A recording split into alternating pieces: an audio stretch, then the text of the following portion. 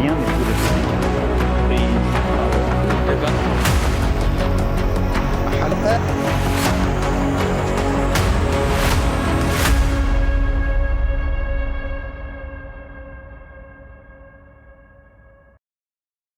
Hello and welcome to Unscripted. Bonjour et bienvenue à l'émission Improvisée. Je suis Kravet Arvaï. Aujourd'hui, notre invité est Alistair Crooke, ancien diplomate britannique, fondateur et directeur du Conflict Forum, une organisation basée à Beyrouth qui prône le dialogue et l'engagement entre l'islam et l'Occident. Parmi les autres faits marquants de sa carrière, il a été conseiller pour les affaires du Moyen-Orient auprès de Javier Solana, l'ancien haut représentant de la politique étrangère de l'Union européenne. Il possède aussi une longue expérience avec les mouvements de résistance tels que le Hamas et le Hezbollah et connaît bien la révolution islamique ainsi que son rôle au Moyen-Orient. Alistair Crooke, bienvenue à Improviser. Merci beaucoup, c'est un plaisir d'être avec vous. Yeah, thank you so much for accepting. Merci d'avoir accepté notre invitation. Aujourd'hui, nous voulons parler du rôle de l'imam Khomeini.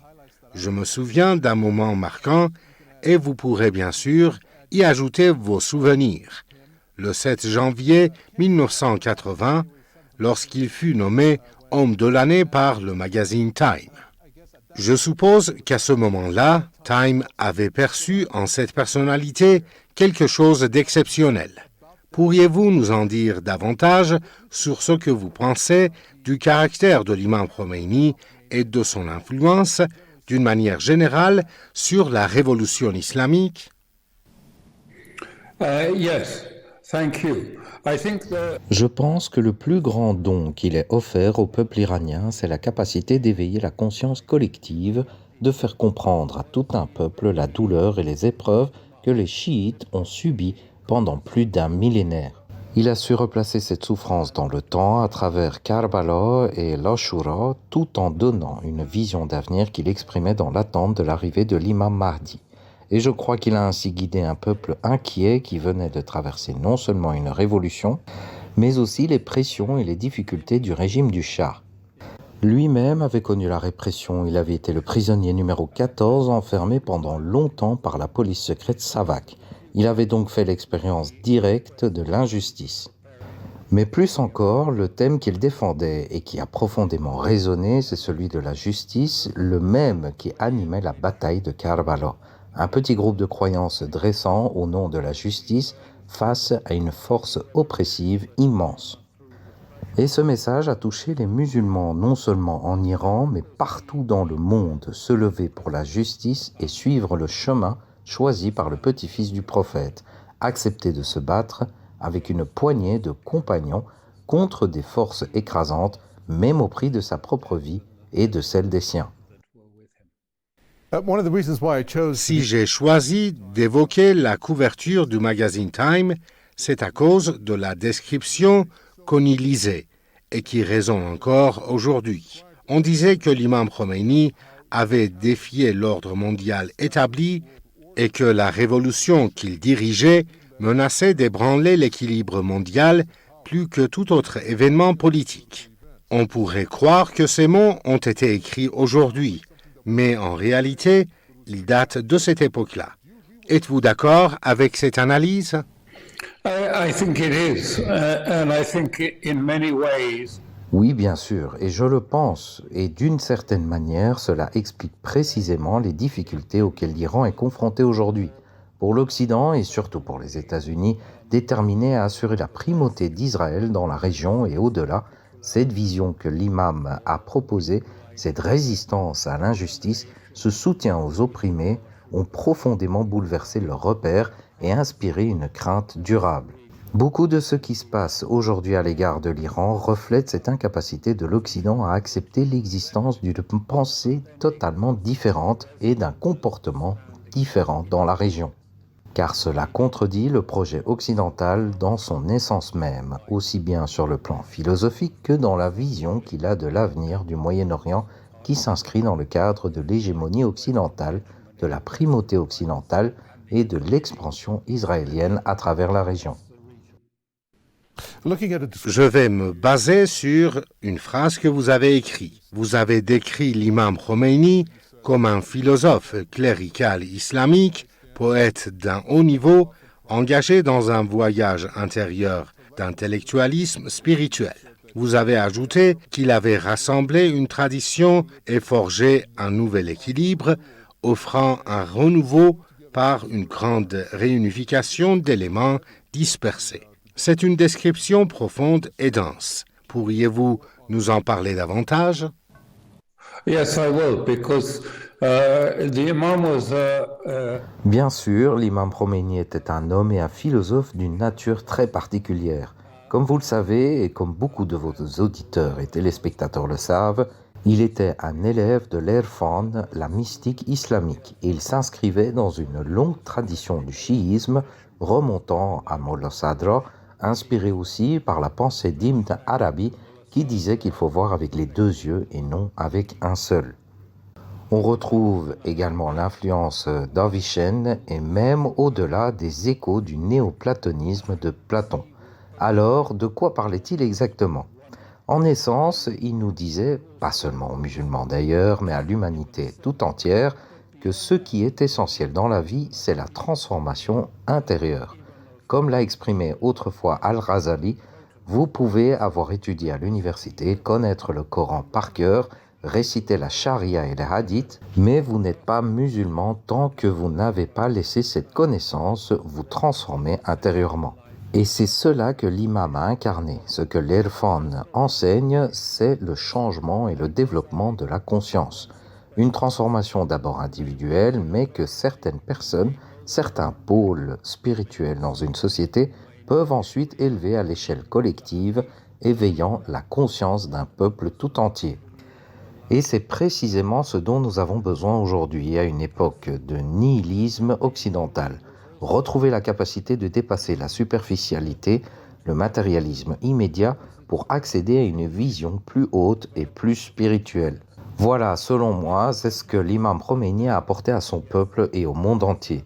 Il a proposé une philosophie au cœur d'une période de grande épreuve, et comme l'a décrit Ali Shariati, il a dû affronter beaucoup d'opposition. Je me souviens qu'à l'époque où l'imam était en Irak avec une hawza, les autres cheikhs et enseignants l'évitaient parce qu'il enseignait l'Irfan.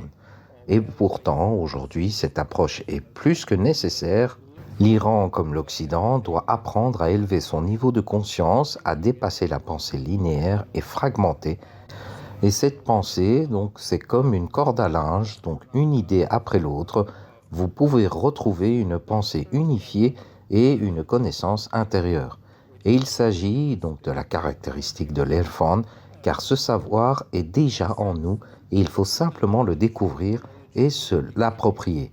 you have to reach and get and take that knowledge for yourself. Taking a look at the way Voyons maintenant comment les Iraniens ont accueilli l'imam Khomeini à son retour en Iran et à quel point ils ont été réceptifs à son message. Parmi les premières décisions qu'il a prises, il y a eu l'avancement de l'élaboration de la Constitution, puis l'organisation du référendum sur la République islamique afin d'obtenir le soutien du peuple. Ensuite, la rédaction de la Constitution elle-même, structurée autour des trois pouvoirs législatifs, exécutifs et judiciaires, a donné aux Iraniens une réelle confiance en lui. Le peuple lui a accordé une légitimité massive en votant à 98% pour le remplacement de la monarchie. Si ce pourcentage avait été de 60 ou 70%, on aurait pu y voir une division. À votre avis, que révèle un tel taux d'adhésion à cette époque-là? Pourquoi les gens étaient-ils aussi largement favorables à la fin de la monarchie? Well, because they were in favor of it. Parce qu'il l'a rejeté profondément, le régime était devenu oppressif, étouffant, le sécularisme avait été imposé, encouragé par l'Occident, justement pour affaiblir ce type de pensée enracinée dans l'islam, et plus particulièrement dans le chiisme tout au long de cette période. Il ne faut pas oublier une chose, C'est ce qui s'est produit alors et qui perdure encore aujourd'hui. La métaphysique de l'islam avait été modifiée. Ce que je veux dire, c'est que la métaphysique dominante est devenue celle des lumières, de la science, de la rationalité. Et comme l'a écrit l'un des premiers philosophes modernes, nous avons fini par considérer le monde qui nous entoure comme mort, inerte, réduit à la poussière. Sans signification ni finalité, le cosmos n'ayant ni sens ni finalité. C'est encore la base de la science occidentale, étudiée par beaucoup de musulmans, mais totalement contraire à ce que le Coran enseigne et à ce que la religion originelle affirme. Regardez autour de vous, le Coran le répète à maintes reprises, cherche dans la création la preuve de la force divine. Regardez autour de vous, partout, vous voyez la vie, l'intelligence, le sens, le but et la finalité de la vie. Voilà une métaphysique radicalement opposée à celle imposée par l'Occident et sur laquelle repose sa science. La science ancienne, celle qui fut élaborée en Iran bien avant les Lumières, était une science vivante, celle qui observait, comprenait et voyait le monde vivant qui nous entourait. Cette version affirmait que tout est vivant et nous ne sommes qu'une petite part d'un tout vivant. Donc changer le fondement métaphysique, vider le monde de sa signification, voilà ce qui menaçait profondément l'islam. Et l'imam ainsi que le chiisme a restauré cette dimension spirituelle. Cela importe non seulement pour l'Iran, mais pour nous tous. J'irai peut-être un peu plus loin, mais l'Irfan, cette pensée qui est si proche donc du soufisme dans l'islam sunnite, possède une portée universelle. Ses racines peuvent inspirer bien au-delà de l'Iran, jusque par exemple en Russie. Je ne fais pas de comparaison directe, mais il existe des résonances. Certains Russes m'ont souvent dit qu'ils ont davantage en commun avec l'Iran chiite qu'avec le christianisme latin, car leurs racines spirituelles se rejoignent. Ces racines remontent à bien avant Aristote et Ibn Rushd, jusqu'aux penseurs présocratiques. En Iran, on trouvait encore, jusque dans les années 20, des cercles inspirés par l'Empédocle, ce philosophe d'Agrigente, dans l'Italie d'aujourd'hui, qui vécut quelques 5 siècles plus ou moins avant Jésus-Christ. Et toutes ces racines demeuraient vivantes. Ce qui distingue cependant le chiisme, c'est qu'il a préservé l'ijtihad, la possibilité d'un effort intellectuel constant, tandis que l'islam sunnite a rompu avec cette dynamique. Mais à une époque comme la nôtre, marquée par le nihilisme, la pensée destructrice et le littéralisme, nous devons tous retrouver cette capacité à dépasser ce plan de conscience limité pour accéder à un autre niveau. C'est pourquoi, comme le soulignait Shariati lorsqu'il parlait du chiisme noir, l'imam a dû affronter une opposition considérable à son retour, notamment à cause de son enseignement de l'Irfan. Ce ne fut pas facile pour lui. Et je le sais aussi parce que, il y a longtemps, ma femme fut invitée à rencontrer la famille de l'imam Khomeini. Ce n'était pas encore mon épouse à l'époque, elle rencontra la veuve et les enfants de l'imam qui lui dirent clairement combien leur père avait dû lutter contre les résistances au changement, contre les pressions qui s'exerçaient sur lui à cause de la pensée qu'il cherchait à transmettre. Il faisait face à une véritable inertie, à une forme d'entropie, et l'un de ses plus grands accomplissements fut de dépasser cela, de redonner un sens, une direction et une perspective d'avenir. Mais avant tout, son objectif principal était de se soucier de la communauté, de défendre les plus démunis et de restaurer la justice sociale. For the dispossessed and to restore social justice. Well, when you speak about Ce that, que vous dites montre bien à quel point il a su conquérir le cœur et l'esprit des gens. Par sa formation religieuse, son érudition, sa philosophie, il incarnait quelque chose qui résonnait profondément dans le peuple, ce que le régime du Shah n'avait pas su faire. Le Shah était obsédé par le progrès et la modernisation de l'Iran. La Révolution blanche en était un exemple. Mais c'est ce que, dit-on, a précipité sa chute. Pensez-vous que les bénéfices obtenus par l'Iran après la révolution islamique au fil du temps ont surpassé ce que le Shah tentait d'accomplir? Was better than what the Shah was trying to do?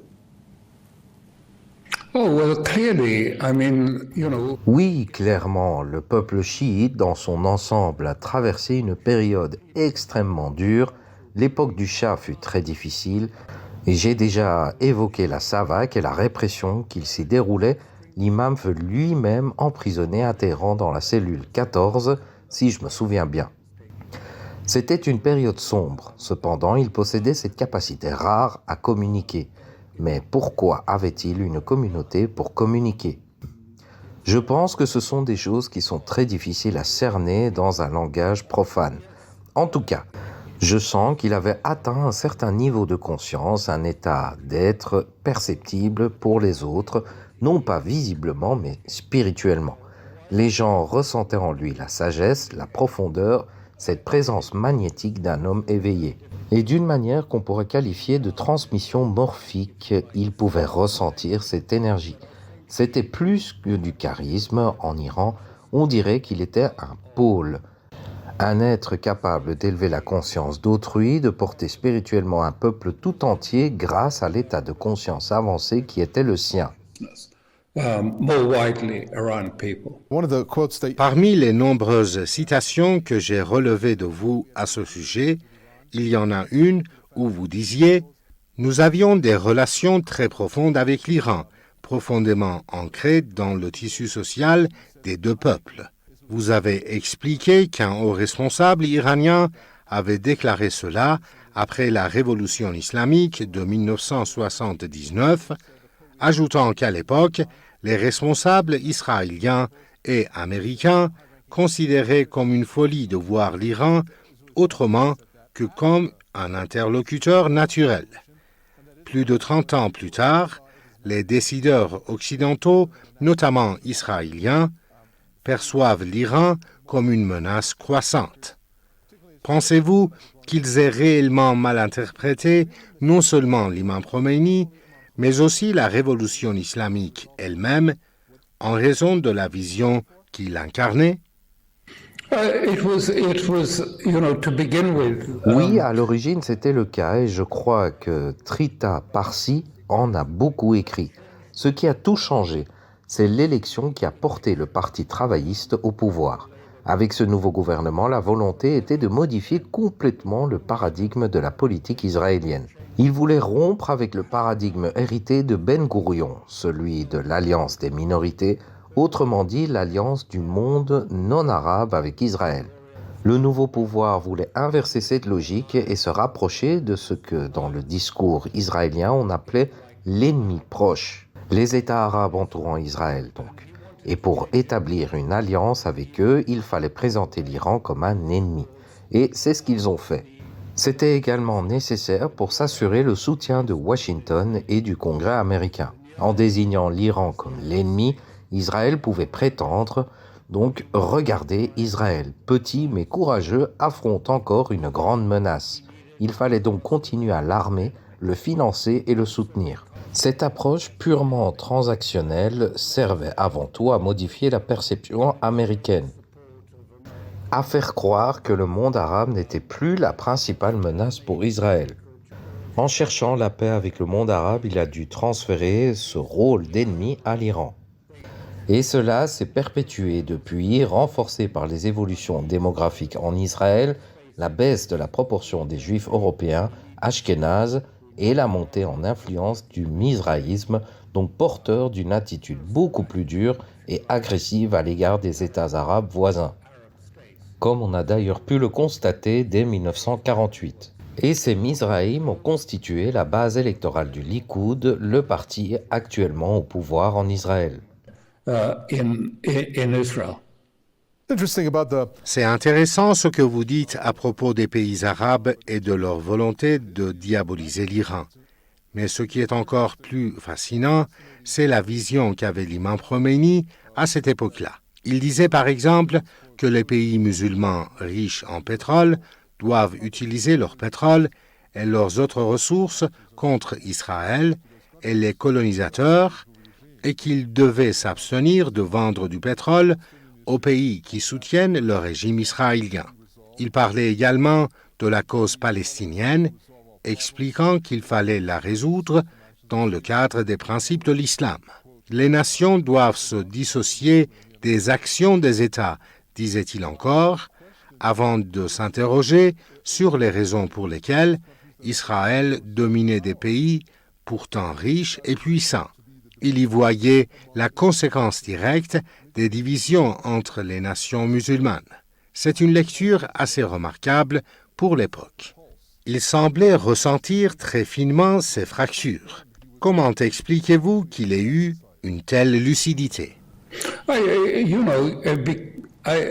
say that because, À mon avis, c'est parce qu'il avait accès à une connaissance profonde, une forme de savoir collectif et au-delà de l'expérience personnelle. Il voyait beaucoup plus profondément et on peut appeler cela intuition ou clairvoyance, mais c'était une vision d'ensemble, une perception totale.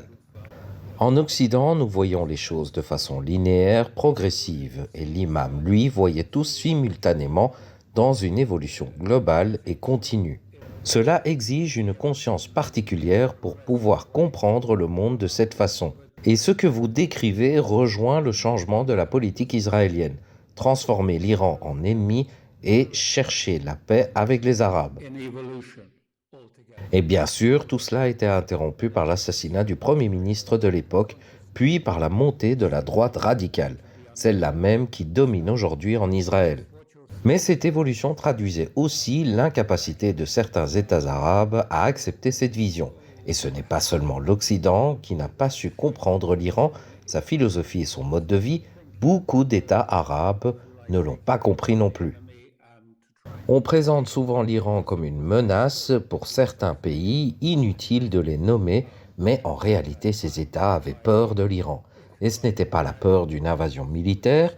Il y a plus de 500 ans, l'Iran n'a jamais cherché à conquérir de territoire. Ce qui inquiétait vraiment, c'était ce que vous venez d'évoquer, l'esprit révolutionnaire profondément enraciné qui régnait en Iran dès la mort du prophète Mohammed et de l'imam Ali. Cette idée d'une révolte permanente, ce refus d'accepter tout ordre établi, qu'il s'agisse de celui de Damas ou d'ailleurs. Les Iraniens refusaient toute domination imposée. Pour eux, chaque peuple devait être libre de tracer sa propre voie, de transformer selon son identité et sa vision de lui-même. Et je crois que cela reste une menace pour beaucoup de régimes arabes, parce que beaucoup d'entre eux sont devenus laïcs, occidentalisés, presque mercantiles. Ils s'intéressent davantage à ce qui se passe sur Bloomberg qu'au sort des autres peuples arabes, notamment celui des Palestiniens. To peoples like the Palestinians. Sure. Well, Bien sûr, si on penche sur la révolution islamique elle-même, on constate qu'elle a servi d'inspiration au réveil islamique, ce que d'autres ont préféré nommer printemps arabe. Les États-Unis considéraient Israël comme un allié stratégique. L'ancien sénateur américain Jesse Helms prétendait d'ailleurs que la présence militaire israélienne justifiait à elle seule l'aide militaire américaine. Mais on a vu ce réveil islamique se propager. En Égypte, en Tunisie, à Bahreïn et ailleurs, les peuples se sont inspirés de la révolution islamique. Encore aujourd'hui, les États-Unis semblent ébranlés par la perte de leur influence régionale. À quel point, selon vous, les États-Unis et le régime israélien ont-ils perdu de leur emprise à cause de la révolution islamique initiée par l'imam Khomeini? The roots of this were what you described. Les racines de ce que vous venez de décrire remontent en réalité au conseiller à la sécurité du président Carter à l'époque de la révolution islamique, Zbigniew Brzezinski. Et à ce moment-là, j'étais responsable des relations avec le conseil de direction islamique en Afghanistan et pendant cette période de guerre. Et tout le monde s'y trouvait dès le départ. Lorsque je suis arrivé pour la première fois en Afghanistan, à Kandahar par exemple, aujourd'hui considéré comme un bastion salafiste, la région était à dominante soufie.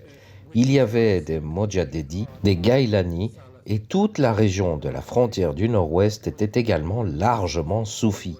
Aujourd'hui, tout cela est devenu monolithiquement salafiste et d'autres mouvements islamiques comme celui d'Ahmad Shah Massoud ont été détruits lorsque l'Occident a choisi de soutenir des éléments islamiques plus radicaux, non seulement pour renverser le gouvernement de Kaboul, mais aussi pour transformer l'ensemble de l'islam. J'ai vu cela se produire et j'ai averti l'Occident à l'époque. Lors d'une réunion à Washington, j'ai dit précisément « Vous devez apprendre à faire la distinction entre ces courants. Il n'existe pas un islam politique unique, il y a des composantes très différentes et il fallait les distinguer et les traiter différemment. Car certains allaient devenir très dangereux pour les musulmans eux-mêmes autant que pour les autres. J'ai prévenu et si vous n'agissez pas maintenant, vous aurez des bombes dans vos villes européennes. Mais on n'a pas tenu compte de mes avertissements. On m'a répondu précisément, les groupes dont vous nous parlez, notamment celui que vous mentionnez, ce sont eux qui frappent le plus durement les communistes. Et c'est pour cela qu'ils les soutenaient. Et cela n'a pas changé au cours de ces décennies. En ce qui concerne la Syrie, je m'y rendais régulièrement au cours de cette période, et ce qui s'y est produit n'a été qu'une répétition de ce que j'avais vu en Afghanistan. J'ai même également prévenu les Saoudiens à l'époque. Je suis allé rencontrer le prince Turki et je lui ai dit « Les gens que vous soutenez détiennent près de 400 prisonniers dans les prisons clandestines. Ils assassinent entre 3 et 5 Afghans par jour, y compris des gens que je connaissais personnellement. Ils n'ont pas réagi à mes propos et aujourd'hui en Syrie, nous assistons au même scénario. La Syrie que j'ai connue était un pays à l'islam très diversifié. Un islam levantin, modéré, intégrant à la fois des éléments chiites, soufis et une mosaïque d'ethnies différentes. Et puis soudain, l'Occident et Israël ont imposé Daesh, qui a combattu pour le compte de l'Occident tout au long de cette période. Il est évident que Daesh a été un produit de ce système. D'ailleurs, un conseiller américain a même écrit au secrétaire d'État pour dire que dans cette guerre en Syrie, Daesh est de notre côté et fait partie de nous. Il soutenait ce projet. Et quelles en ont été les conséquences pour la Syrie et pour la résistance islamique ? Ce projet visait à diviser, à dresser les uns contre les autres, à éliminer la diversité de l'islam pour le réduire à une seule composante, ce que j'appelle le salafisme scientifique, qui est littéraliste, rigide, doctrinaire, incapable de dépasser les conflits actuels ni de voir au-delà. C'est précisément ce que l'imam, lui, savait faire, voir globalement et simultanément. Et c'était là toute la différence. Ce que nous observons aujourd'hui, c'est une tentative d'introduire cette fragmentation dans l'islam pour l'affaiblir au profit d'Israël et des États-Unis et de le monter contre lui-même. Et c'est justement ce que l'on constatait déjà autrefois. La Renaissance arabe n'a jamais vraiment pris racine, contrairement à la vision de l'imam, qui considérait l'islam comme un mouvement de libération nationale, une cause de justice, une défense des opprimés. C'était cela le sens profond de sa démarche et c'est ce qui a été visé et affaibli. Au lieu de percevoir l'islam comme une force civilisationnelle millénaire, on a cherché à l'opposer à lui-même. Gods with one another. All right, thank you so much Très for bien, merci infiniment pour cet échange. Malheureusement, nous arrivons au terme de cette émission d'Improviser. Merci beaucoup, Alistair Crook. C'est la fin de cet épisode. Une perspective bien différente sur l'imam Khomeini de celle que proposent généralement les médias occidentaux lorsqu'ils en parlent, même 36 ans après sa disparition. Ce qui est certain, c'est le rôle majeur de l'imam Khomeini dans la formation du statut de l'Iran, dans la région et dans le monde musulman. Comme l'a rappelé notre invité, Alistair Crook, l'imam Khomeini occupe une place particulière dans le cœur et dans l'esprit des musulmans, en Iran comme ailleurs. Pour ma part, Kaveh Tarvayi et toute l'équipe d'Improviser, au revoir et à la prochaine.